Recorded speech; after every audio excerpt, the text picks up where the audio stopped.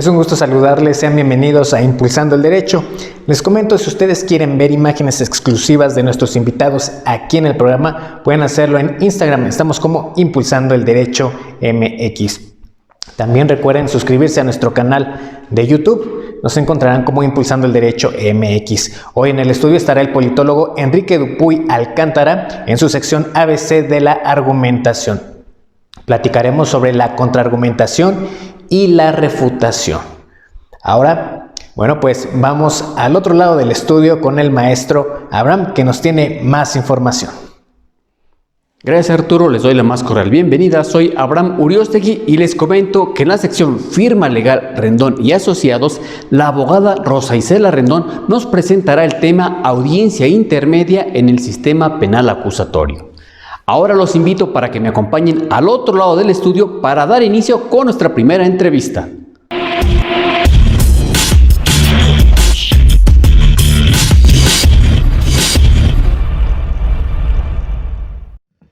Bien, pues estamos con el politólogo Enrique Dupuy Alcántara en su sección ABC de la argumentación. Platicaremos sobre la contraargumentación y la refutación. Bienvenido, maestro.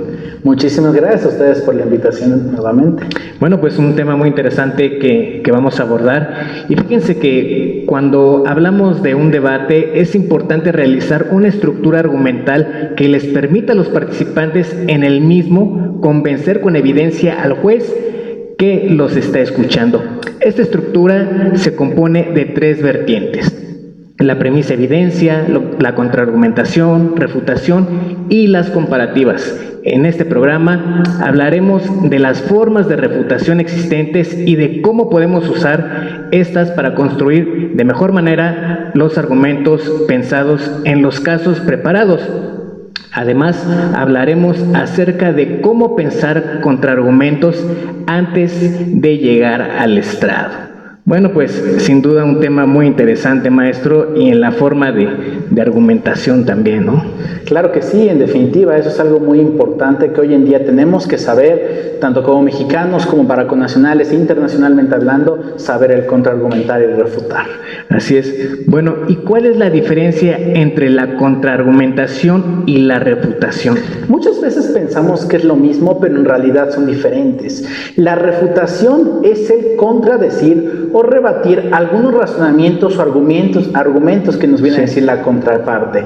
Pero por otro lado, la contraargumentación es hacer nuevos argumentos dependiendo de lo que la contraparte dijo, con vistas a oponerse a la misma.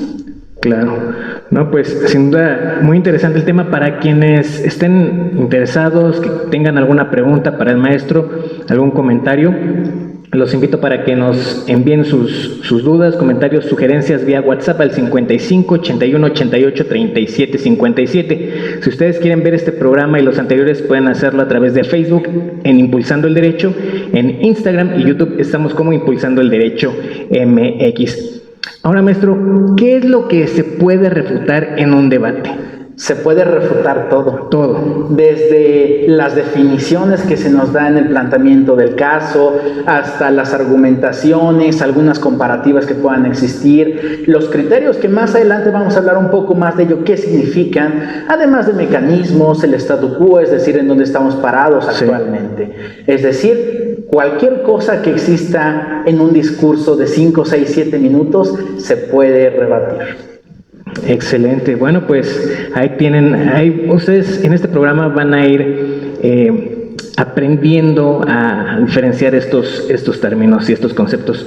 Maestro, ¿por qué es importante estar atento a las definiciones vertidas? Porque nos comentaba que también hay que estar muy atentos en ese aspecto. En definitiva, porque muchas veces pensamos que las definiciones es lo menos en donde nosotros deberíamos estar poniendo la vista. Sí. Pero cuando nosotros lo vemos ya en el papel y al momento en la práctica, vemos que si no rebatimos o vemos directamente qué significan estas definiciones, pues nos podemos ir a muchas problemáticas, porque podemos nosotros refutar tres tipos de definiciones. Okay. La primera es la tautológica. ¿Qué quiere decir? Tautológica. Okay. Que se comprueba a sí misma. Por dar un ejemplo, la naranja es una fruta de color naranja. Sí. Eso no nos dice absolutamente nada. Nada. Pero lo que sí nos puede decir es que la naranja es una fruta que contiene cítricos que normalmente la consumimos en las mañanas en el desayuno. Okay. Es muy distinta decir una definición así que decir la naranja es igual a una fruta de color naranja. Sí. Por otra parte está el ejemplo que a mí me gusta poner siempre, la silla como objeto de madera. Es el segundo... Es la segunda forma de concepto para poder refutar una definición, porque pues tampoco nos dice absolutamente nada. Yo puedo estar sentado en este momento en una silla de madera, tener un lápiz de madera, tener un escritorio de madera, y todo puede ser un objeto de madera, sí, pero muchas veces lo dejamos pasar. Entonces es mucho mejor definir una silla como este instrumento en donde uno se puede sentar a decir solamente un objeto de madera. Okay. Y finalmente una definición vaga o mala, en donde podremos definir como decir, bueno, es que Marte es un planeta que no pertenece al sistema solar. Aquí hay una contradicción, porque claro, sabemos que Marte pertenece al sistema solar. Sí. Entonces, ya viendo eso en la caracterización, vemos que es un punto negativo definir de esa forma Marte, y entonces tenemos que cambiar esa definición con vistas, ahora sí decir que Marte es parte del sistema solar. Ok, bueno, pues ahí tienen, vayan anotando de verdad estos conceptos que el maestro Ángel Dupuy nos está dando para que los tengan ahí a la mano y sepan diferenciarlos. Maestro, cuando hablamos de carga de la prueba o criterio y mecanismos, ¿a qué se refieren estos conceptos? ¿Cómo se refutan? Bueno, vamos a ponerlo por parte. Primeramente, ¿qué significa lo que es la carga de la prueba? La carga de la prueba. En pocas palabras, es lo que nosotros vamos a debatir al momento de estar en un torneo o al momento de estar en el juicio. Porque muchas veces pensamos, ok, tenemos una moción, pero eso es muy general. Es decir, hoy vamos a hablar sobre el aborto, hoy vamos a hablar sobre feminicidio, vamos a hablar sobre problemáticas del México actual, sí, pero hay que acotarlo directamente a lo específico, y ese es el punto importante del criterio o carga de la prueba. Pensémoslos como un ensayo en donde nosotros tenemos nuestra tesis que debe ir en la introducción, además de nuestro desarrollo y nuestra conclusión. Sí. Digamos que la tesis es lo que yo quiero probar dentro de este debate, es decir, mi criterio o carga de la prueba. Ahora, como segundo punto, los mecanismos. ¿Qué significa esto? Bueno, es decir, ¿cómo podemos probar ese debate, pero ya en términos más específicos? ¿A qué me quiero referir con ello? Claro, porque lo que yo estoy diciendo es que afirma prueba, ¿no? Entonces ya dije parte de la historia, digamos, parte de la historia. Ahora hay que comprobar esa historia, probarla. ¿No? Pero muchas veces no lo analizamos de la mejor manera, porque estas deben tener las 5 preguntas confiables, ¿no? Okay. ¿Qué, cómo, cuándo, dónde y por qué? Bien. Si no tenemos esas 5 preguntas dentro de ese mecanismo, es muy poco probable que nosotros podamos llegar a ganar un juicio o un debate per se, por el razonamiento de que nosotros al juez no podremos incentivar que nos dé el gano. Claro, entonces son las 5 preguntas que debemos tener, digamos, de cajón, ¿no? Ahí a la mano. En efecto, ¿qué, cómo, cuándo, dónde y por qué? Hay que tatuárselas en la lámina. Sí. Y bueno, ¿cómo podemos refutar este tipo de situaciones, tanto de criterio como de mecanismos? Primero voy a ir con la parte del criterio, en donde si vemos que es un criterio que da distintas reservas, ¿a qué me quiero referir con ello? Que en pocas palabras empieza a acotar el debate de una forma benéfica solamente para un lado, pero nunca para la contraparte. Es decir, vamos a poner un ejemplo. Vamos a probar que el aborto debe ser libre, seguro y gratuito para todos los mexicanos.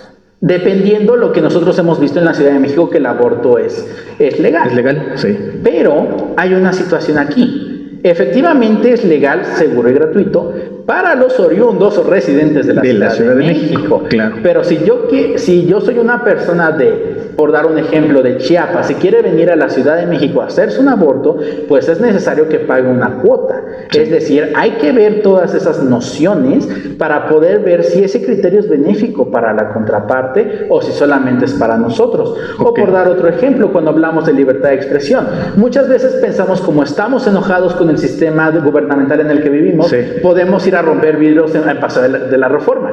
Pero eso no es cierto según las leyes, porque la libertad de expresión termina cuando empieza utiliza la libertad de otro. Sí. Entonces, esa tergiversación que nos viene a decir al momento de ese criterio, por decir la parte que está defendiendo, pues hay que verla la parte de la oposición. Claro. Porque si a ti no te conviene o inclusive está diciendo un criterio muy vaga dependiendo de lo que nos dice la Constitución o las leyes penales, pues es importante darse cuenta tanto al jurado como pues a los fiscales para que así se pueda hacer un mejor caso. Claro, que nada más se vea ese beneficio propio, ¿no? Como bien comenta, maestro. En definitiva, pero ahora también cuando nosotros hablamos sobre mecanismos, ¿qué significa? Bueno, porque nosotros podemos plantearnos de que ¿cuándo pasó esto? Pues el 20 de julio del 2020. Sí. Pero ¿qué pasa si en realidad pasó el 20 de julio, pero también el 21 de julio? Allá va cambiando la situación. Y entonces es muy importante hacer tales definiciones de conceptos que se entiendan para todo público. ¿Por qué? Porque nosotros no podemos decir, ok, solamente es para 20 de julio y lo voy a acotar solamente porque yo quiero. No. Porque se necesita saber la información completa y verdadera para poder así probar un caso. Claro, sí es importante dar precisamente la información veraz, la información certera, porque es como si nosotros le estuviéramos contando una película a alguien. Así hagan de cuenta que se vive así es en un juicio, ¿no? Entonces, el juez no sabe la película que ustedes le van a contar, que ustedes ya vieron, entonces deben de ser muy precisos en esas características, ¿no, maestro? En definitiva, lo que es más importante para los jueces es siempre ser objetivo y tratar de ser lo menos objetivo posible. Es decir, un juez que no sabe toda la película, pues va a depender de lo que digan los testigos y lo que digan la contraparte y también la defensa.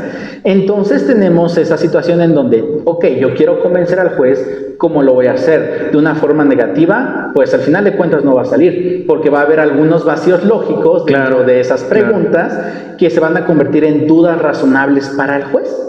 Y entonces, ¿qué pasa? El juez va a pensar si lo que está diciendo la defensa o la contraparte, pues es real, o en pocas palabras es mentira para beneficiarse a ellos. Claro, porque en esta historia no nada más, como les regreso al ejemplo de la película, no todo en la película es malo, debe de haber algo bueno. Entonces el juez dice, bueno, a ver, me estás diciendo todo esto malo y no hay nada, otra cosa más allá. ¿Qué está pasando, no? Claro, y eso es algo muy importante rescatar, ¿no? No todo es malo, por supuesto que hay cosas buenas, pero esas cosas buenas hay que ser muy concisos al hablar. Sí. Ahora, maestro, la argumentación tiene premisas, razonamientos, evidencias e impactos. En el debate o juicio, ¿se tiene que refutar al argumento completo o puede hacerse por partes? Se puede refutar por partes, que es algo que muchas veces no vemos. Recordemos esa parte del argumento, ¿no? De que tenemos esta premisa, después tenemos el razonamiento, la evidencia y finalmente ese impacto, por qué es importante lo que yo estoy diciendo en la teoría del caso. Pero bueno, vámonos punto por punto. ¿Cómo se pueden refutar estos puntos? Primero que nada, vamos con la parte de la premisa y hay dos formas de poder hacer esa refutación. Viendo que es una premisa verdadera o viendo que no es una premisa verdadera. Cuando es una premisa verdadera, hay que ver la forma en donde nosotros veamos tal vez si hay algún error dentro de esa premisa. Por dar un ejemplo, nosotros tenemos un conjunto de manzanas y vemos que estas se pueden diferenciar a través de su tallo, a través del color, a través de su forma, a través de su sabor, pero tal vez no vemos cuál es la diferencia entre ese tallo. Y vemos, ok, nada más puede ser de 1 milímetro o puede ser de 10 milímetros. Entonces de eso va a depender si puede ser una premisa verdadera o que hay una omisión. Y eso es lo que hay que refutar. Como segundo punto, cuando no hay una premisa verdadera. Por dar un ejemplo, digamos los días de la semana, lunes, martes y miércoles. Pero decimos, el martes va a ir antes que el lunes. Eso no suena lógico. Entonces hay que ver que en ese momento es una premisa falta y hay que refutar para poder llegar a ese consenso en donde veamos que la premisa verdadera es que el martes va después que el lunes. Eso es por un punto. Ahora vamos en el segundo punto, que es la parte del razonamiento y la evidencia. Y aquí hay 4 puntos importantes. El primero es el de los principios. ¿A qué me refiero con ello? Puede ser que un principio sea verdadero, es decir, el martes va después que el lunes, pero dentro de ese razonamiento nunca nos explicó por qué es importante el asunto. Entonces, ¿qué pasa? Pues hay que ver la forma para poder refutar y decir, espérenme tantito, el martes sí va después que el lunes, pero porque va dependiendo del calendario gregoriano que se nos impuso desde Roma, ¿no? Sí. Y desde ahí vamos a poner ahora el segundo punto, que es la situación de la ejemplificación. Okay. ¿A qué me quiero referir con ello? Muchas veces vemos, por dar un ejemplo, cuando vemos cuestiones de acoso sexual, en donde nos dicen, las mujeres, 1 de cada 2 mujeres en México, pues puede tener algún problema de acoso sexual. Ok, cuando ponemos esto, suena altisonante y puede sonar convincente. Pero ¿qué pasa si es una estadística en realidad de 2014 y no de 2020? Bueno, ahí cambia la historia, ¿no? Porque ya estamos hablando entonces de 6 años atrás, cuando en realidad este debate debe estar en este actualizado, momento, ¿no? Claro. Como tercer punto es el punto de la exclusión. ¿A qué me quiero referir con ello? Bueno, la premisa dentro de este razonamiento de evidencia puede ser verdadera, pero esto no significa que siempre va a ser el mismo caso. ¿A qué me refiero? Claro. Cada caso va a ser diferente y lleva sus puntos de vista diferentes, ¿no? Las circunstancias, todo cambia. En definitiva, ¿no? Porque cuando hablamos de ello, significa que, por dar un ejemplo, vamos a poner la parte de los feminicidios, ¿no? En que ha aumentado los feminicidios dependiendo desde julio hasta septiembre de 2020. Pero, ¿qué pasa si yo lo quiero impactar en Grecia?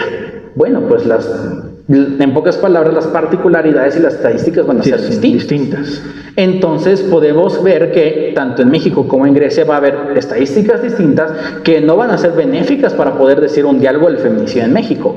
¿Por qué? Porque no me estoy centrando en lo que está pasando en el territorio nacional, sino en territorio extranjero. Sí.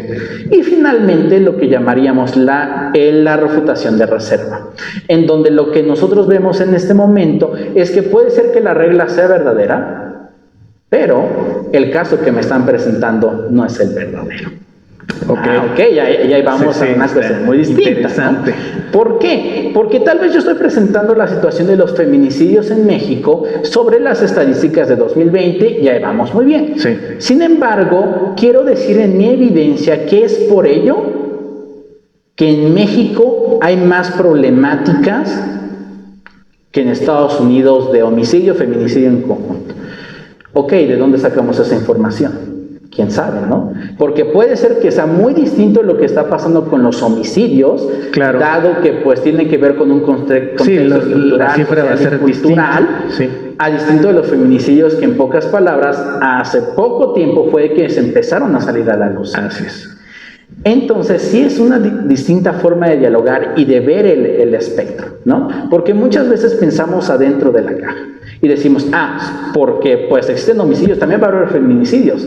Pero es que puede ser mutuamente excluyente porque tiene que haber distinta correlación. Sí, así es. Bueno, pues sepan ustedes que hay que saber diferenciar estas situaciones, tengan muy presente, porque realmente ustedes deben de estar preparados.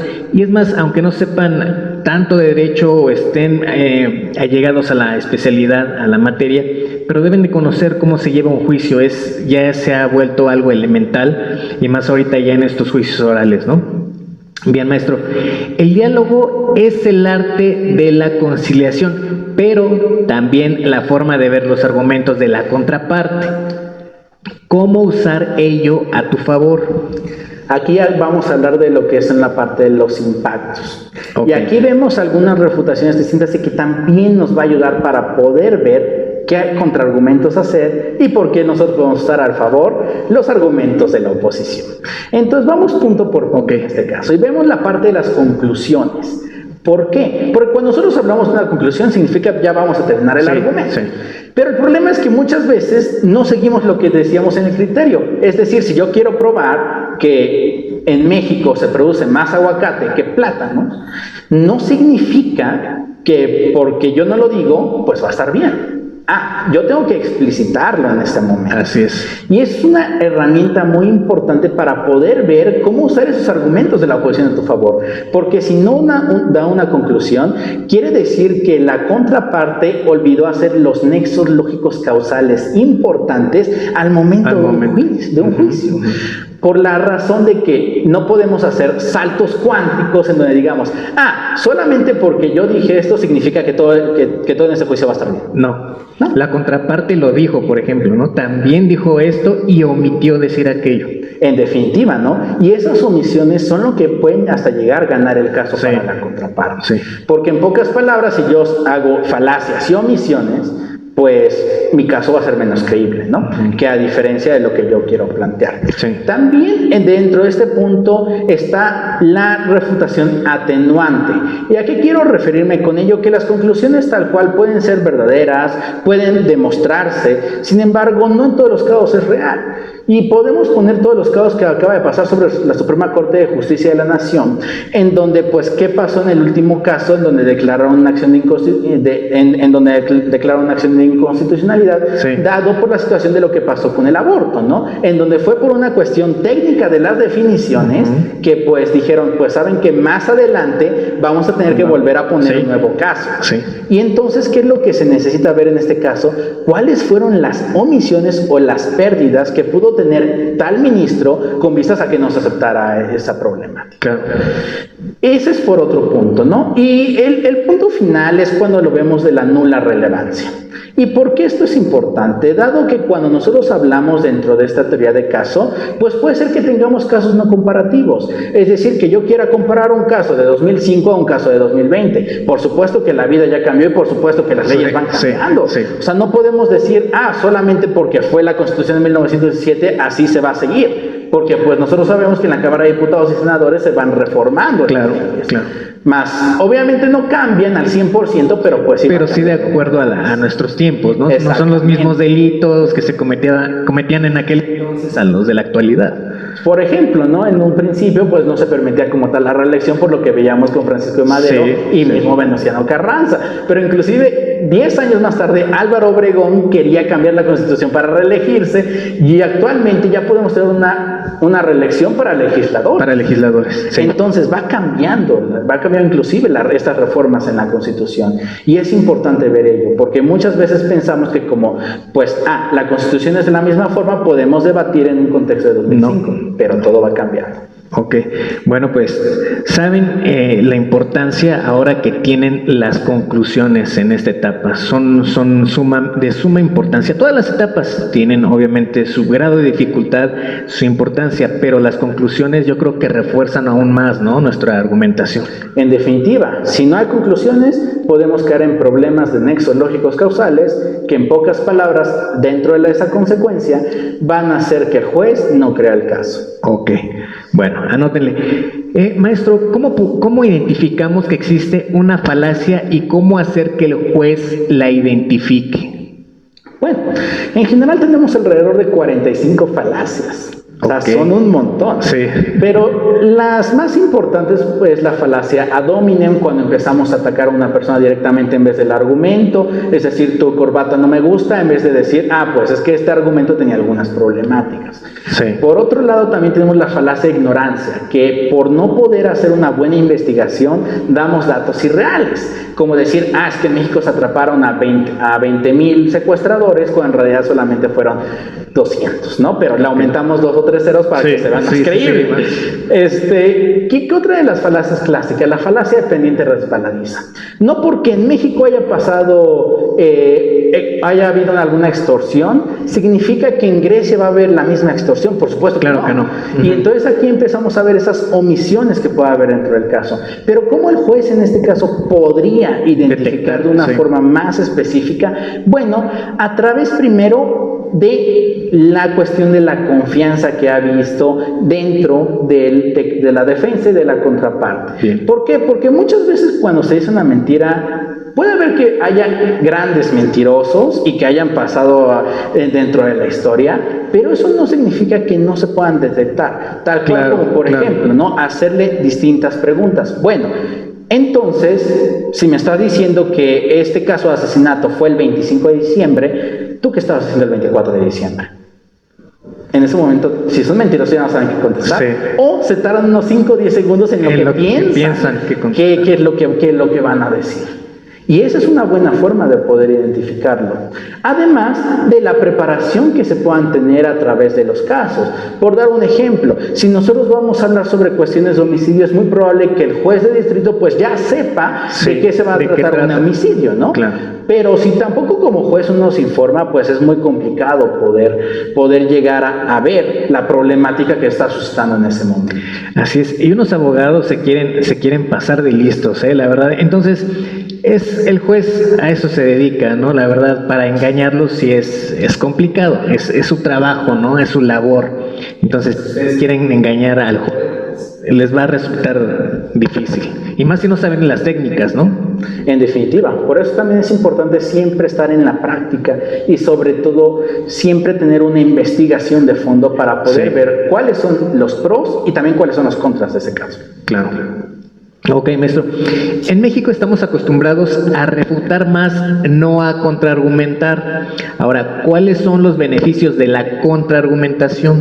Primero que nada, el beneficio más importante es que te puede ayudar a ganar un caso en un juicio. ¿Por qué? Por el sentido de que nosotros hemos visto de que si yo empiezo a poner dudas razonables al caso que nos viene a decir la contraparte, pues el juez, valga la redundancia, va a empezar a dudar del caso. Sí, y entonces esos contraargumentos me sirven para decir, ok, tal vez tu caso puede ser en el mejor de los casos, pero ¿qué pasa si yo te presento un peor de los casos o un caso medio en donde vemos que tu argumentación se puede caer?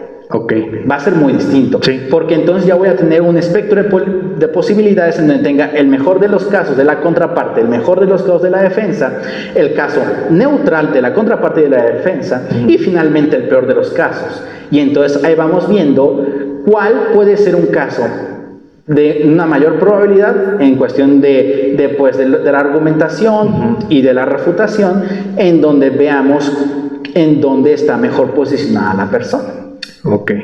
Entonces, ese es como el punto primordial. También, ¿para qué nos sirve? Porque actualmente en México estamos acostumbrados a decir, solamente lo que yo digo es lo que va a estar bien. Sí, casi nunca preguntamos, ¿no? Nada más esperamos como que ya una respuesta lógica, ¿no? Que preguntamos y ya sabemos lo que nos van a contestar y hasta ahí nos quedamos, pero nunca preguntamos el por qué, nunca nos empezamos a cuestionar, ¿no? En definitiva, y realmente es parte de las problemáticas que existen en las políticas públicas de México, porque decimos, porque yo pienso que así va a funcionar, pues me voy a esperar 10 años a ver si funciona. Pero el problema es que ya para esos 10 años, pues ya la política pública va a tener que cambiar dependiendo del contexto social. Claro. Entonces, ¿qué es lo importante? Ver los distintos pensamientos y distintos criterios que puedan tener las personas, con vistas a ver cuál es el mejor posicionamiento que yo puedo hacer dentro de un caso, dentro de un juicio, inclusive dentro de una política pública. Claro. Entonces, más que excluir, es escuchar a los demás, ¿no? La aportación que tienen las otras personas, su forma de pensar. En efecto. ¿No? Bien, maestro. ¿Es posible pensar contraargumentos mientras se prepara un caso? Por supuesto que sí, para eso es importante la investigación. Sí. Porque nosotros cuando vamos a preparar una teoría del caso, por ningún motivo lo hagan 5 minutos antes. Por la razón de que en ese momento ya la mente va a estar dispersa y en pocas palabras lo que va a pasar es que voy a empezar a decir contraargumentos o refutaciones o argumentos, sí, se van a confundir, que tal vez tengan muchos vacíos lógicos. Entonces nunca voy a poder completar una buena teoría del caso. Así es. Pero si yo tengo una preparación previa en donde yo tenga una investigación tanto de las leyes, tanto de cómo se han aplicado, tanto si tiene que haber una intervención de la Suprema Corte, pues cómo la Suprema Corte lo ha interpretado y cómo pues se ha visto tal decisión. Es así como nosotros podemos prepararnos para ver cuál es la probabilidad de que nos diga tal argumento que tal vez yo he pensado en ese momento, ya viendo todas las teorías del caso, que nos pueda decir la contraparte. Entonces, en ese momento, nosotros podemos ver qué es benéfico o qué es problemático que yo pueda decir. Por ejemplo, si yo estoy hablando del aborto en la Ciudad de México, va a ser para mí mucho más fácil decir, aquí el aborto es gratuito y libre. O tal vez si yo también en este momento lo estoy hablando en Oaxaca. Pero si yo lo estoy hablando en Baja California, pues va a ser muy distinta la teoría que yo voy a tener. Sí. Entonces, es por eso que es importante tal investigación. Es importante esto llevándolo también hacia a formas prácticas. Es como cuando van a hacer un examen, o sea, no se puede estudiar 5 o 10 minutos antes de un examen, ¿no? Es muy difícil, se les complicaría mucho. Entonces, ustedes tienen que saber la manera de cómo estudiar y en la forma cómo van a ir aprendiendo lo que ya tienen sus apuntes, si consultan otros libros, internet. Es digamos, la forma de consulta, ¿no? Entonces ya llegan al examen ya preparadísimos como aquí en un juicio, ¿no? Sí, en definitiva. Imaginémonos, como tal lo dices, pues estar en un examen, ¿no? Sí. Preparar los 5 minutos, mejor ya ni estudiar. Sí. Mejor ya ir con lo que nosotros sabemos al momento y pues ver que se puede responder y tener una calificación aprobatoria. Pero imaginémonos que entonces, ahora sí ya nos preparamos 1 o 2 semanas para un examen final, entonces ya vamos a llegar viendo preparados, sí. Pues qué es lo que se necesita para aprobar este examen. No solamente ello, teniendo mejores conocimientos, por dar un ejemplo, como tenemos sinodales, en donde nos lanzan una pregunta y entonces ya podemos saber qué responder porque ya estudiamos. Así es, bueno, pues una información muy interesante del maestro Ángel Enrique Dupuy para que lo tengan ustedes ahí a la mano y vean este programa y por supuesto que lo compartan porque hay personas, hay abogados que deben de saber de verdad esta información que es relevante y la tengan a la mano. Y bueno, pues los invito para que nos sigan a través de las redes sociales. Recuerden, en YouTube estamos como Impulsando el Derecho MX. Maestro, ¿algo más que desea agregar? ¿Algo más que desea agregar sobre este tema? ¿Otro? Pues finalmente la práctica hace el líder y el líder hace una mejor construcción de la teoría de casos. Porque cuando hablamos de ello, este líder debe ser perseverante, debe tener no una aversión al riesgo, sino ser un amante del riesgo, claro. Y aparte tener tal confianza para poder hacer una buena práctica, no solamente en su casa, no solamente debatiendo en el frente del espejo, sino ya al momento de hacer juicios, al momento de estar ya en un juzgado, al momento de tratar de convencer con argumentos consolidados en donde se vea que está siendo verdadero. Así es. Entonces, maestro, ¿es importante la práctica a través de estudios de teorías de caso? ¿Es importante? En definitiva. Okay. Muchas veces en México tenemos problemas en donde pues no vemos la práctica y solamente vemos la teoría. Está muy padre saber sobre las leyes penales, las leyes laborales, las leyes fiscales. De lejecitos, ¿no? Muchos Exacto, no, pues aquí nada más de lejecitos. Pero ya que pasa en la realidad. Pero la práctica, claro. Ya que pasa cuando nosotros estamos en juicios orales. Es muy distinto. Y las prácticas de la teoría de caso no solamente te ayudan a ver el contexto mexicano, sino también te ayudan a ver el contexto del mundo y cómo es que los abogados pueden llegar a ganar ese caso a pesar de que tenían todo en su contra. Sí. Entonces, por ello es importante esa teoría de casos, porque primero te hace practicar, segundo te hace ver en comparativa qué usar y qué no usar al momento de estar en el juicio. Claro. Y como tercer punto, poder hacer una estructura consolidada de la misma. Bueno, maestro, pues yo le invito para que nos dé sus números de contacto, redes sociales. Hay muchos, me mandaron mensaje abogados que lo querían consultar precisamente para que los apoyen en esa parte de los juicios orales. ¿Dónde lo podemos encontrar? Claro que sí. Primero que nada me encuentran a través de Facebook como Enrique Dupuy, Twitter @Dupuy01, Instagram Enrique-Dupuy, mi teléfono WhatsApp es 55 72 48 87 43 y ahí les puedo dar información a través de cursos o de capacitaciones que se les pudieran dar tanto personalmente como en grupo. Bien, pues yo los invito para que sigan al maestro Ángel Enrique Dupuy Alcántara y en su sección que ya va a estar aquí con nosotros en el programa Impulsando el Derecho para que ustedes estén pendientes de la misma. Muchas gracias, maestro. Muchísimas gracias a ustedes y enhorabuena, tengan bonita tarde. Bueno, pues ahora vamos al otro lado del estudio con el maestro Abraham Uriostegui para continuar con la siguiente entrevista. Adelante.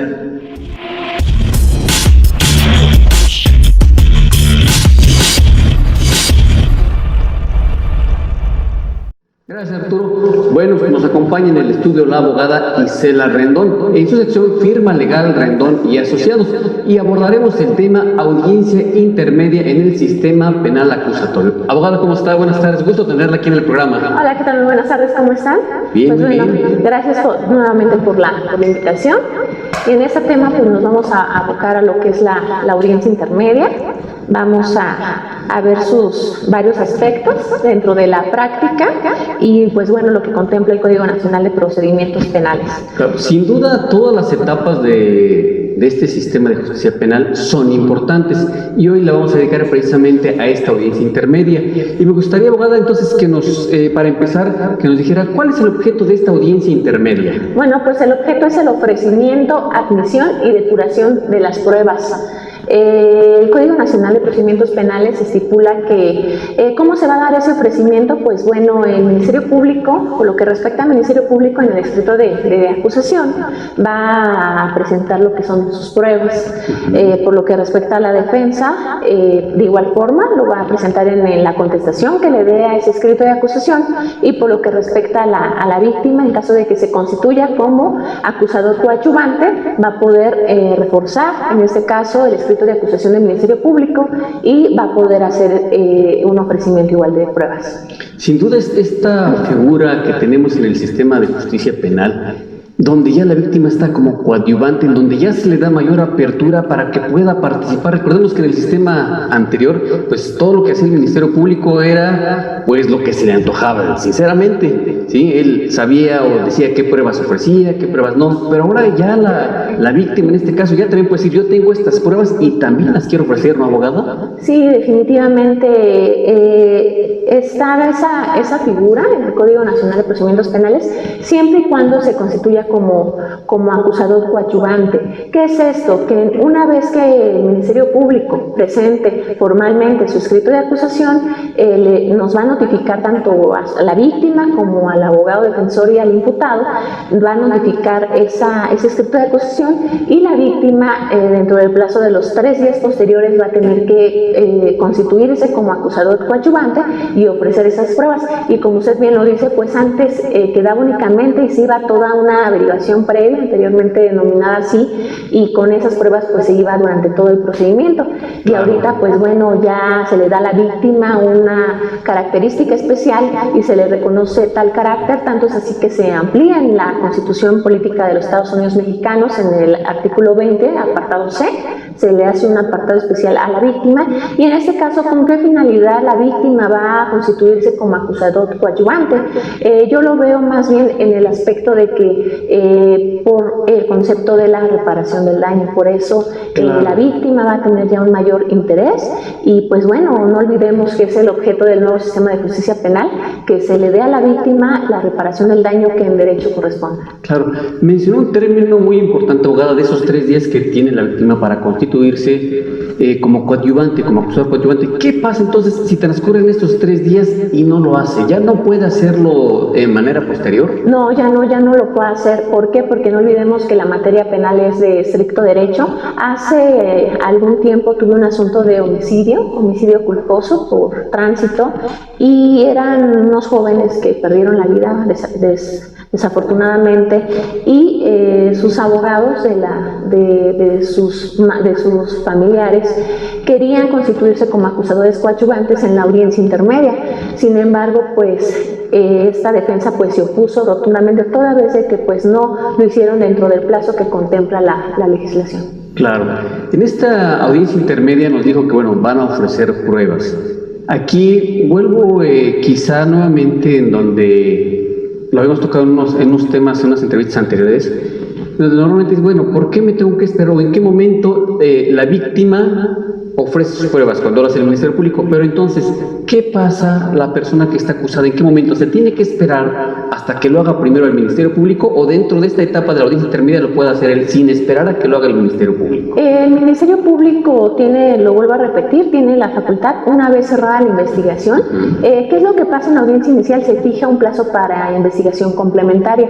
Una vez que se cerrara esta investigación, que puede ir desde un mes por estrategia de defensa hasta 6 meses, que que es lo máximo. Una vez que cerrado este plazo de investigación complementaria, el Ministerio Público va a tener los días que contempla el Código Nacional de Procedimientos Penales para presentar formalmente su escrito de acusación.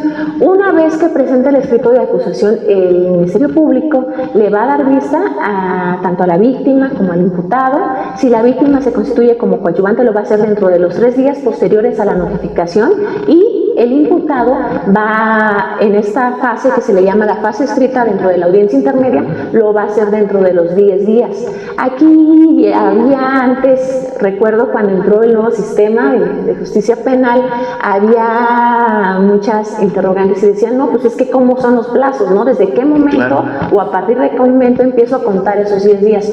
Yo les recomiendo, y a efecto de que no se les pase ese plazo, que sea una vez de que nos notifiquen el escrito de acusación, en ese momento se empiezan a contar los 10 días y se dé la contestación al escrito de acusación. Perfecto. Dándose ese escrito de acusación, obviamente se van a mencionar, en este caso, por parte de la persona a quien requiere la acusación va a ofrecer sus pruebas. Pero resulta, abogada, que a veces hay pruebas que yo pretendo ofrecer, pero que también el Ministerio Público las está ofreciendo. Dentro de esa etapa, ¿qué pasa? ¿Pueden llegar a algún acuerdo en relación a esas pruebas cuando las dos partes están ofreciendo la misma prueba con la misma finalidad? Se pueden dar lo que son un acuerdo probatorio con la finalidad de que ya no se tenga que estar debatiendo esa prueba, sino que ya se tenga como una prueba que cumpla con las formalidades siempre y cuando, y que ya tenga el valor probatorio, ¿no? En ese caso es obviamente para reducir los tiempos y ya no se tenga que estar desahogando. Se les denomina acuerdos probatorios. Y sí, claro que se puede hacer. Por ejemplo, entonces, ¿qué pasa si el abogado defensor y el Ministerio Público quieren llegar a ese acuerdo probatorio, pero como la víctima se constituyó como coadyuvante, se opone? Que digo, yo no estoy de acuerdo. ¿Qué pasa ahí? Ahí entra debate, el juez abre un debate. Y él va a determinar, siempre y cuando la víctima justifique con un argumento sólido y fehaciente el por qué se está oponiendo a dicha pretensión, el juez como parte dentro del procedimiento. ¿Por qué? Porque ya al momento de constituirse como coadyuvante ya va a ser parte procesal formalmente hablando. Le va a dar la razón a la víctima siempre y cuando esté fundada y motivada su petición. Sí, porque sabemos que, la mala fama que ha creado el Ministerio Público, y sabemos que esto que está haciendo el Ministerio Público con el abogado defensor, de acordar qué pruebas ya no van a llevar a esa etapa de juicio oral, pues se ponen de acuerdo, pero a veces, lo que sea, la mala fama, piensan que ya llegó un arreglo, por algo no la quiere ofrecer, por algo no la quiere llevar a juicio, pero entendamos que esto es dentro del marco legal de lo que establece el propio Código Nacional. No es un arreglo fuera de la ley, sino tiene una finalidad, ¿no? de llevar algo, de ya no llevar algo a juicio que ya no va a tener trascendencia. No hay, conflicto, ¿no? En ese punto de esa prueba. En ese caso igual se puede argumentar que es sobreabundante, ¿no? Ya a efecto de no dilatar el procedimiento, pues ya vamos a tomarlo como acuerdo probatorio y pues vámonos tendidos a lo que es la audiencia intermedia, ¿no? De seguir con las demás pruebas que en su caso pueden ser de mayor trascendencia para la teoría del caso de tanto del Ministerio Público, de la víctima o en su caso del abogado defensor. Para hacerlo más práctico, ¿nos puede comentar un ejemplo de esos asuntos, múltiples asuntos que ha llevado abogada? ¿Cómo se puede dar un acuerdo probatorio o sobre qué llegan a un acuerdo probatorio? Por ejemplo, un acuerdo probatorio puede ser en un asunto de homicidio, puede ser la acta de defunción. ¿Por qué? Porque sabemos que hay una persona que ha perdido la vida y pues ya no está en debate esa pérdida de la vida, y pues obviamente como acuerdo probatorio sería la documental, y que se diera en ese caso pues que ya no entrara a debate la acta de defunción. Claro. Interesante este aspecto. Ahora, ¿qué más ocurre en esta audiencia intermedia? Pues bueno, el Ministerio Público, lo vuelvo a repetir, presenta su escrito de acusación. Víctima se puede constituir o no como acusador coadyuvante. El abogado defensor, dentro de esta fase que es escrita, todavía estamos dentro de la fase escrita. ¿Por qué? Porque no olvidemos que se divide en fase oral y fase escrita. Estamos aún en la fase escrita. El abogado va a poder, en ese caso, dar contestación a ese escrito. ¿Qué es lo que pasa en la práctica? Anteriormente, el Código Nacional de Procedimientos Penales, y todavía en la actualidad, muchos abogados los que empezamos a litigar el sistema en otros estados de la República, por estrategia procesal lo hacíamos, esa contestación a ese escrito de acusación lo hacíamos hasta audiencia intermedia. Pero ¿qué pasa ahora? El criterio de los jueces de aquí de Ciudad de México es que se debe de dar la contestación por escrito a ese escrito de acusación formulado por el Ministerio Público. ¿Por qué? ¿Y por qué es tan grave si no se hace por escrito? Porque nos podemos quedar sin pruebas. Claro. Si bien es apelable y es esa materia de amparo, pero mejor no vamos a arriesgarnos, vamos a cumplir con la formalidad del Código Nacional de Procedimientos Penales, vamos a hacerlo por escrito y vamos a cumplir con ese requerimiento que a efecto de estar en la misma de defensa, en el sentido de defensa. ¿Por qué? Porque el Ministerio Público, por ejemplo, este es un escrito de acusación. Ajá. Es un escrito de acusación viene por los dos lados, son aproximadamente 12 hojas. ¿Qué es lo que trae un escrito de acusación? Esto es muy importante. Claro. Viene lo que es la individualización de las partes, que es la víctima, el asesor, el imputado, su abogado. Viene igual la relación clara y precisa y circunstanciada de los hechos, así denominada. ¿Qué es esto? Y aquí debo de decirles, no puede pasar desapercibido esta parte. Estos hechos que vienen en esta acusación no pueden variar con los hechos que fueron materia de la vinculación al proceso. Interesante esa parte, ¿Qué pasa en la práctica? Me han llegado asuntos ya en la audiencia de juicio oral y lo que les hacen a los abogados es lo siguiente, que en el auto de vinculación a proceso, un ejemplo, el que tuve recientemente, les dijeron dónde precisamente había ocurrido el hecho con apariencia de delito. Y en el escrito de acusación dicen en algún lugar, no dicen en qué lugar. Entonces ahí cambian toda la teoría del caso. ¿Por qué? Porque los abogados en su momento, pues bueno, se les pasó eso, que no verificaron esa situación. Sí. Y no, aquí qué pasa en caso de que dieran ese cambio de hechos. Pues bueno, el juez, en este caso, debe de dar días a la defensa a efecto de que verifique estos hechos y que le dé más plazo a efecto de llevar una nueva investigación sobre los nuevos hechos en materia de la acusación. Sin embargo, en este caso es importante que estemos totalmente atentos, porque si cambian los hechos, pues es materia de una apelación, en su caso del juicio de amparo indirecto. Ok. ¿Sale? Entonces aquí sí hay que tomar mucha atención, porque sabemos que en algunas veces pues las partes procesales no actúan con el deber de lealtad al cual estamos obligados todos, y Claro, pues es el principio procesal importante. en esa parte pues nos perjudica, ¿no?, toda la estrategia de defensa. Claro. En ese caso que les comento, pues lo único que pude hacer es en la audiencia de juicio estar debatiendo y con las estrategias de litigación en contrainterrogatorio. ¿Por qué? Porque pues no lo habían hecho en el momento procesal oportuno y pues ya se habían pasado los plazos para yo poder apelarla en su caso, ¿no? Bien. ¿Qué más contiene ese escrito de acusación? Pues bueno, viene la clasificación jurídica que da el Ministerio Público. Aquí el Ministerio Público normalmente pues dice los hechos, dice en qué artículo del Código Penal, en este caso de Ciudad de México, se adecúa la conducta y los delitos por los cuales los está sancionando. Posteriormente, viene la autoría que tiene cada acusado. Por ejemplo, no todos tienen la misma autoría en un hecho delictuoso, ¿no? Unos pueden ser partícipes, otros pueden ser los autores intelectuales, etcétera. Aquí importante vienen las pruebas. ¿Qué es lo que pasa? Viene la prueba testimonial. Tiene que venir aquí el objeto de la prueba. Si no viene el objeto y la forma de incorporación de cómo pretenden que se va a ofrecer en la audiencia de juicio, pues ahí uno como defensa va a hacer notar eso al juez, y efecto de que pues no le sea admitida dicha prueba porque no cumple con las formalidades esenciales que contempla la legislación en la materia. Importante es esta parte porque por lo regular es una prueba muy socorrida, la testimonial. Entonces sí me gustaría, abogada, que nos precisara, para que aquí las personas que nos están viendo les quede un poquito más claro este aspecto, ¿sí? ¿De qué forma es, cómo se ofrece esta prueba testimonial? ¿Cuál es el objeto? Y obviamente cómo incorporarla. Esa parte yo he visto que muchos abogados en las audiencias les cuesta mucho trabajo. ¿Cómo incorporar la prueba? Porque le preguntan, abogados, su prueba, y de por qué, cómo lo va a incorporar, es como, ¿y eso de qué se trata? Entonces sí me gustaría que recalcáramos un poquito esa parte porque es súper importante. Aquí normalmente, como vienen en los escritos de acusaciones, la forma de incorporación pues va a ser de acuerdo a las estrategias de litigación y por mediante un interrogatorio. Exacto. ¿Sale? Entonces aquí igual quiero hacer un paréntesis en las pruebas, aquí ya son pruebas, ya no son datos de prueba, aquí ya cambiamos la denominación en audiencia intermedia, ya son denominadas pruebas.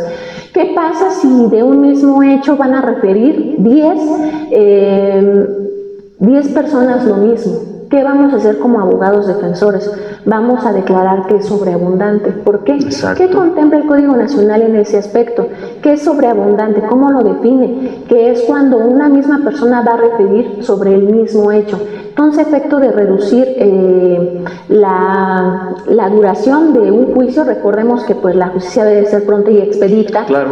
Vamos a argumentar esa parte, efecto de que en lugar de que sean 10 testimoniales, únicamente sean 3, ¿no? Porque las 3 van a acreditar lo mismo que iban a acreditar las 10. Entonces, efecto de reducir el tiempo, pues vamos a darlas únicamente como 3, ¿no? Y obviamente, aquí el abogado que está ofreciendo, en este caso el Ministerio Público que está ofreciendo sus testigos, pues debe de saber qué testigos son los más idóneos, porque quizá algunos pues dicen, sí, pero yo estaba muy lejos, entonces nos vamos con el testigo más idóneo, que el que estuvo más cerca, que quizá presenció todos los hechos desde el inicio a fin, ¿no? Creo que ahí es una parte importante para poder entonces, al momento de reducir ese número de testigos, ¿cuáles van a ser los idóneos, lo que van a acreditar lo que yo estoy pretendiendo? Sí, aquí definitivamente, como bien lo dice el licenciado, tenemos que escoger de esos, por ejemplo, 10 testigos, tenemos que escoger a los que hayan percibido mejor los hechos. Sin embargo, pues no olvidemos que cada testigo percibe los hechos de forma diferente, ¿no?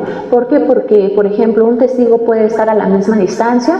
Un ejemplo, en un hecho de un homicidio puede estar dos testigos a la misma distancia. ¿Qué quiero decir con esto? A 10 metros, un ejemplo, pero un testigo usa lentes y un testigo no usa lentes. Claro. Entonces, por ejemplo, usted usamos lentes, pero que haya un tercero que no use lentes, él puede ser que aprecie diferente los hechos o que haya visto quién fue el que detonó un arma, ¿no? Entonces, ahí, por ejemplo, tenemos que tener la experticia de ver quién es el testigo más idóneo y pertinente, efecto de que pues se desahogue en la audiencia de juicio oral. Bien, continuando con el escrito de acusación, ¿qué más encontramos ahí, abogada? Pues bueno, igual vienen lo que son las pruebas periciales. Ajá. Aquí la forma de incorporación, ¿cómo va a ser?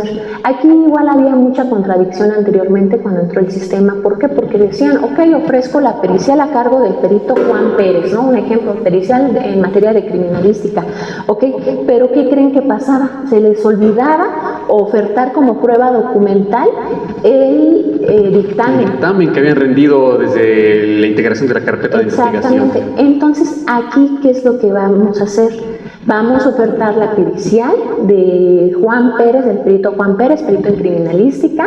Vamos a ofrecer la entrevista del perito, vamos a ofrecer como documental el dictamen que rindió en el momento y vamos igual a ofrecer sus certificaciones. ¿Qué es esto? Su título, sus constancias. ¿Por qué? Porque vamos a acreditar al testigo. ¿Qué es lo que hace la contraparte en estas áreas, en estas materias? Por ejemplo, la pericial. Por ejemplo, uno como abogado postulante, especialista en esta materia, ¿qué es lo que hace? Trata de desacreditar al testigo. Claro. ¿Por qué? Porque le decimos, usted dice que es perito en criminalística, ¿esto es cierto? No, pues que sí. ¿Y cuánto tiempo tiene ejerciendo la experticia? No, pues que 10 años.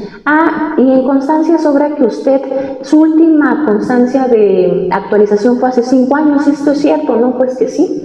Entonces sabemos bien que pues las ciencias cambian. Claro. Entonces ahí que vamos a tratar de hacer los abogados, vamos a tratar de desacreditar al perito. ¿Por qué? Porque si lo desacreditamos, ¿qué es lo que vamos a lograr con el tribunal de enjuiciamiento? Que pierda todo valor probatorio. Claro. Su dictamen. Sí, entonces, bueno, ahí es estrategia de cada uno de nosotros como abogados. Claro. Y saberlo ahí. Sí, y además algo importante cuando hablamos de pruebas periciales, igual vuelvo a la idoneidad, que esa pericial sea la idónea con lo que pretendo acreditar, porque a veces me ha tocado en juicios que ofrecen, por ejemplo, el perito en criminalística y a lo mejor no era en criminalística, no era en otra rama, o luego peritos que quizá dicen, bueno, es que yo conozco esa materia, bueno, pero entonces tienes algo que te acredite, no, pues es que a lo mejor quizás son algunas materias que sí se necesita poderla acreditar a través de un documento y no nada más con la mera práctica.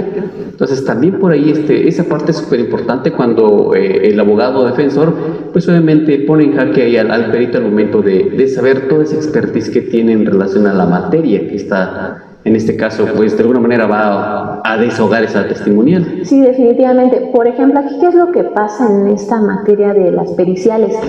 La legislación contempla que sea una persona experta en un arte o en un oficio. Claro. Pero ¿qué creen que pasa en la práctica? Que el juez en algunos casos ya está pidiendo que tengan, por ejemplo, un título, que tengan. Sí. ¿Por qué? Porque lo desacreditamos como perito y ya pierde todo valor probatorio.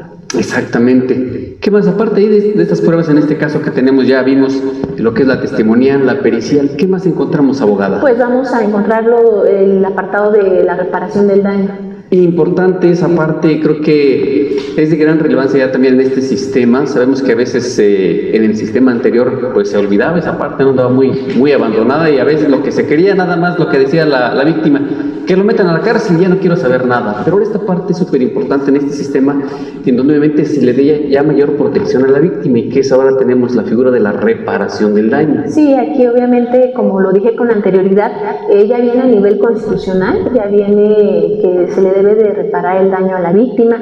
¿Qué es lo que viene en el escrito de acusación? Pues, ¿cómo están justificando ese monto de reparación del daño? Por ejemplo, en este escrito de acusación no me viene un monto, no cumplieron con ninguna documental que me acredite una reparación del daño, entonces por consecuencia, y al no haberse constituido como acusadores coadyuvantes, pues se queda de favor la reparación del daño, ¿no? Pero ahí hay esa estrategia, ese criterio de jueces. Hay jueces que dicen, ¿sabes qué, abogada? Repárame de acuerdo a la Ley General de Atención a Víctimas del Delito. Claro. ¿Sale? Entonces, sí. Ahí es a criterio del juzgador. Sí, todo va a depender también del ilícito que se esté ventilando. Sí. Por ejemplo, y lo hemos escuchado a veces en muchos asuntos más tratándose del delito de homicidio, que dicen es que cómo es posible si ya perdió la vida, cómo es posible que estén reclamando una reparación del daño, dineros, cuánto vale una vida. Y creo que es importante que lo comente, abogada, y nos aclare un poquito, porque sí, efectivamente hay un monto, no es porque se le ocurra al legislador y de manera arbitraria señala una cantidad, sino precisamente hay una cantidad ya determinada para efecto de una reparación del daño, hablando en este caso de un delito de homicidio. Sí, ya hay, en este caso, en el delito de homicidio, pues ya viene en la Ley Federal del Trabajo, sí. Y dicen, pues cuánto cuesta la vida, ¿no? Y ahí viene la cantidad, cambia de acuerdo al Estado. Por ejemplo, en el Estado de México cambia la cantidad a la de Ciudad de México. En este caso, por ejemplo, rápidamente en ese hecho, en el delito de homicidio, ¿qué pasa que haya perdido la vida? Una persona mayor de 60 años, era una persona tal vez que ya estaba jubilada o que no percibe ningún tipo de jubilación, a ponerla a la par de que un joven, por ejemplo, de mi edad pierda la vida, claro. Que tenga una maestría, que tenga una mamá, que tenga una abuelita que mantener, por ejemplo. En este caso, ¿ustedes creen que va a ser el mismo monto de reparación del daño o creen que hay una variación? Claro, fíjense, y buena pregunta, porque como dice, a veces dicen, ¿cómo es posible que pueda alguna persona tener mayor valor su vida que la otra? ¿Cómo es posible, no?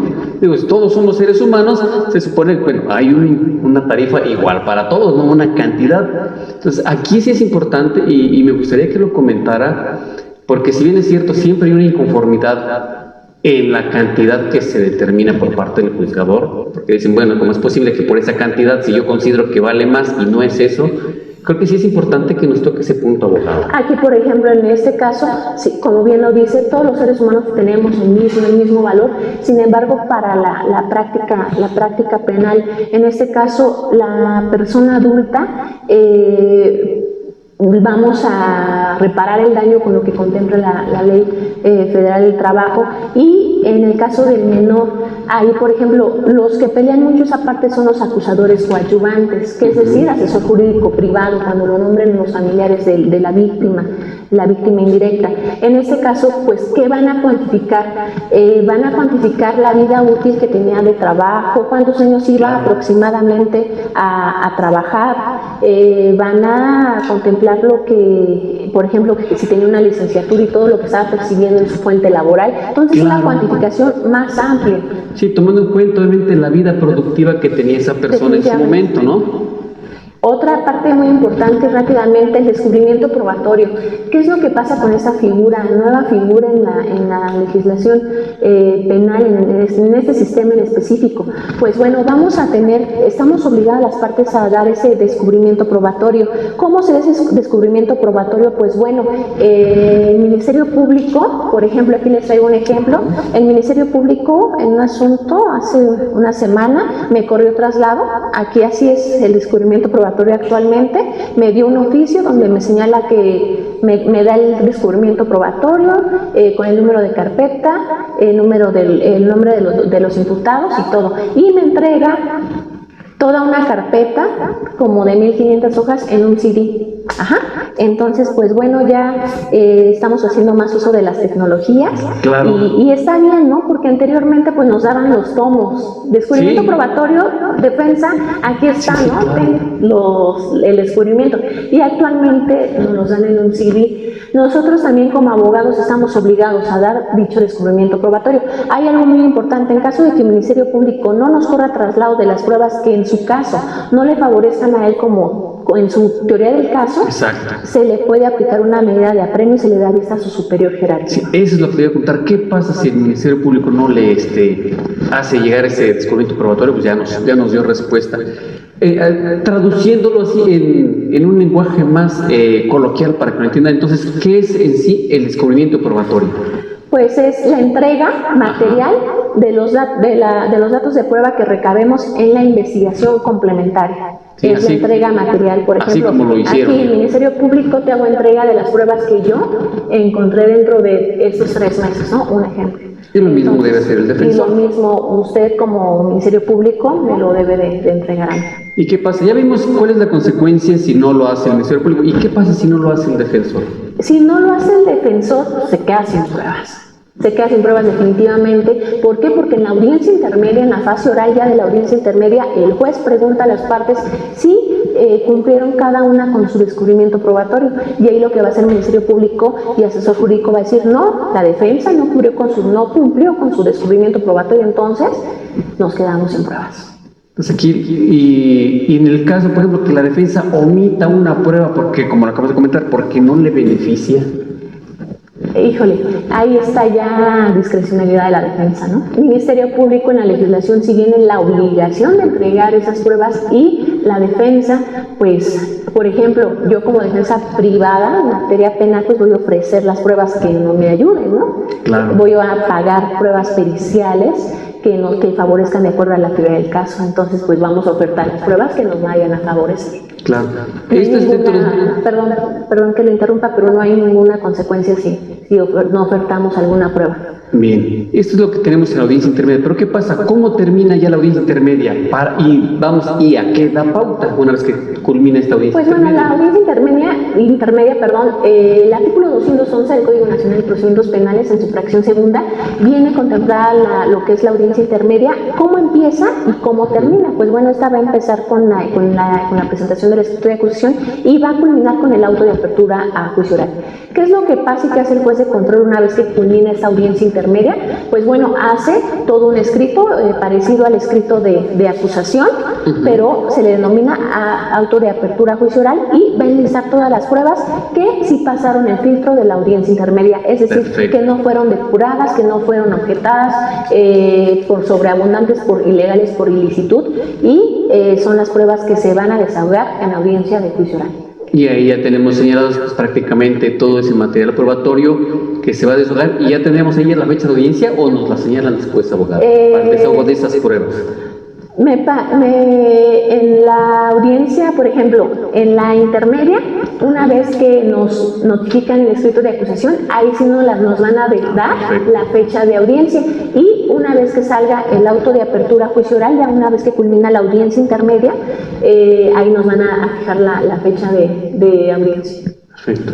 Abogada, pues interesante este tema de la audiencia de juicio, perdón, de la audiencia intermedia, que obviamente pues es donde ya tenemos que pues dar a conocer todas las pruebas que tenemos, todo lo que vamos a llevar a esa audiencia de juicio oral, y que obviamente son pruebas que en verdad tuvimos que haber trabajado pues prácticamente desde el inicio, digo cuando se puede, porque a veces pues nos contratan ya que estamos casi en la audiencia de juicio oral, pero obviamente no es como llevar desde el inicio toda esa investigación, ir aportando todos esos medios de prueba para que en su momento sean las pruebas que desahoguemos en esta audiencia de juicio oral, que obviamente pues van de alguna manera a beneficiar a nuestra autoridad del caso. Sí, definitivamente, siempre he dicho, lo que hagamos en la investigación complementaria va a ser crucial para toda la secuela procedimental. ¿Qué es esto?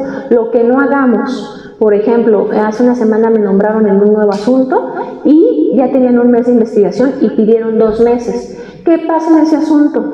Los anteriores abogados no habían recabado ningún dato de prueba, entonces, pues ahorita a mí ya me quedan aproximadamente 20 días. Si es un asunto de alto impacto, tengo que recabar las periciales y traigo ahorita todo el equipo recabando las periciales, recabando las testimoniales. ¿Y por qué? Porque debemos entender que la audiencia intermedia es crucial para obtener buenos resultados para la audiencia de juicio oral. Aquí quiero hacer un paréntesis rápidamente. En esa audiencia intermedia va a ser la última oportunidad que vamos a tener para llegar a un medio alterno. Por ejemplo, a una suspensión condicional del proceso, a un acuerdo reparatorio o a una forma de terminación anticipada, que es el procedimiento abreviado. ¿Por qué? Porque la legislación contempla que hasta antes de que se dicte el auto de apertura a juicio oral podemos llegar a una forma alterna de terminación del procedimiento penal. Para concluir, abogada, aparte de estas formas que nos acaba de comentar, entonces ahí dentro, en esta audiencia intermedia, ¿el Ministerio Público puede sobreseer el procedimiento? Sí, claro que sí. En lugar de que presente escrito de acusación, va a sobreseer el asunto. ¿Por qué? Porque no tiene pruebas suficientes. Entonces, en otras palabras, ya no quiero continuar, no tengo las pruebas suficientes. No tengo con qué sustentar los hechos, entonces ahí es cuando se sobresee el asunto, sí se puede hacer. Perfecto, ahí tenemos que buscar el sobreseimiento, o en este caso, bueno, estas soluciones que nos acaba de comentar. Sí, son muy importantes estas soluciones. Acabo de resolver uno por suspensión condicional del proceso y pues fue maravilloso, porque hay que utilizar estas nuevas herramientas que da la legislación, porque en lugar de hacer un juicio, irnos a un juicio de tal vez un año, en 1 o 2 audiencias se resuelve y pues los clientes quedan muy satisfechos, ¿no? Perfecto. Pues abogada, la invito para que nos comparta sus redes sociales, números de contacto, pero antes, por ahí me comentaba que trae un libro que nos quiere mostrar. A ver, cuéntenos de este libro. Pues bueno, este libro les va a servir mucho a todos los estudiantes que nos ven, que nos observan. Se llama La etapa intermedia en el proceso penal acusatorio. Es azul, es editorial Bosch. Este libro está hecho por el magistrado Héctor Lara González. Entonces yo se los recomiendo bastante y está comentado por el señor ministro José Ramón Cosio Díaz. Este libro, créanme que les va a ayudar bastante. ¿Por qué? Porque igual viene cómo debatir el monto de la reparación del daño. Prácticamente lo que estuvimos platicando aquí, ahí lo pueden encontrar en este libro. Lo pueden encontrar en las librerías, no puedo hacer publicidad, pero sí en librerías lo pueden encontrar o por internet. Y es muy interesante el libro. Ese libro es una colección, viene desde audiencia inicial, audiencia intermedia, audiencia de juicio, formas de terminación anticipada. Son pequeños, pero vienen muy completos y muy ad hoc para la práctica profesional. Perfecto. Este libro es la etapa intermedia, la etapa intermedia en el proceso penal acusatorio. Vean el libro, lo recomienda la abogada, entonces debe ser muy bueno el libro, y además obviamente quien lo escribe, y pues también aquí, como lo acaba de decir la abogada, tiene intervención del ministro José Ramón Cosío Díaz. Entonces, si pueden adquirirlo, pues obviamente va a ser de alto valor para aquellos que les gusta la materia penal y obviamente conozcan un poquito más de esta etapa de la audiencia intermedia. Muy bien, abogado, pues vamos a adquirirlo, créanme que sí, hago un compromiso en comprarlo porque ese no lo tengo, y obviamente pues más que nada siempre es bueno pues conocer puntos de vista de distintos autores que obviamente nos ayudan mucho a pues enfrentarnos en este campo de batalla que es en la materia. Definitivamente. penal. Bien, abogado, pues compártanos sus redes sociales, números de contacto, en donde la pueden seguir, alguna duda que tengan en relación al tema de la materia penal. Claro que sí, pues bueno, mis redes sociales, pues en Facebook está como Rendón y Asociados Firma Legal. Estoy compartiendo ya cápsulas jurídicas ahí. Les van a ayudar mucho a los estudiantes, a los que quieren ejercer el derecho penal. Doy cápsulas de 4 minutos máximo, pero con muy alto contenido en Facebook. Y igual síganme en Twitter, está como Rendón y Asociados. Les doy mis números telefónicos, es 55 21 91 15 99 y 55 48 36 94 40. Estoy a sus órdenes las 24 horas del día, todo mi equipo de la firma legal Rendón y Asociados. Y pues bueno, les agradezco mucho esta invitación. Siempre es un honor estar aquí con ustedes. Vamos al contrario. Y pues gracias, estoy a sus órdenes para lo que se les ofrezca. Perfecto, muchas gracias. Bien, pues ella es la abogada Rosa Isela Rendón. Gracias por acompañarnos en su programa Impulsando el Derecho. Vamos a ir a un corte comercial y regresamos.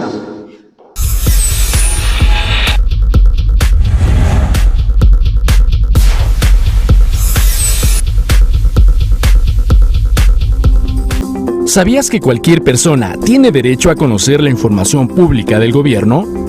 Así es, todos tenemos el derecho de acceso a la información para solicitar, recibir y difundirla. La información pública son todos los hechos, datos y documentos que tengan que ver con el funcionamiento del gobierno y sus instituciones. Este derecho es gratuito y fomenta la transparencia del gobierno y las instituciones públicas.